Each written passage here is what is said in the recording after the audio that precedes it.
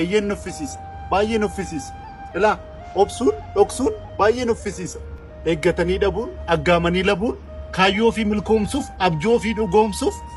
gidiruun kirkiruun tirtiruun ofiruun of ciruun baay'ee nuffisiisa ba'aa yaaddoo gatuuf dogoggora saatuuf karaa haqaan latuuf lafa yaadan ga'uuf tabba hawwii ba'uuf tuffatamuun muufatamuun lagatamuun jibbatamuun baay'ee nuffisiisa humnaan gad jiraachuun hawwiidhaan miixachuun ilaalaa madaalaa wallaalaa awwaalaa kakkafanaa kaan amanaa baay'ee nuffisiisa garuu eenyutu manaan qabu eenyutu mataan cabnu eenyutu yaalii malee dhufee kabajamnu eenyutu xaarii malee har'a inaafamnu kanaaf kaayyoo kee milkoomsuuf abjuu kee dhugoomsuuf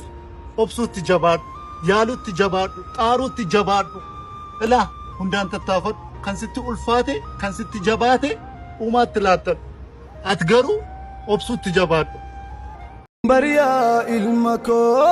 ana abjuu kodhaan osoon si gorra'uu na rage albeedhaan obsaan dhaga'ee taa'ee haayaataan jedheen abbaa koo ajajaa kan kee gay'aatii galmaan gafnaa gorratu yaa abbaa kan koo azaa kan taane fidii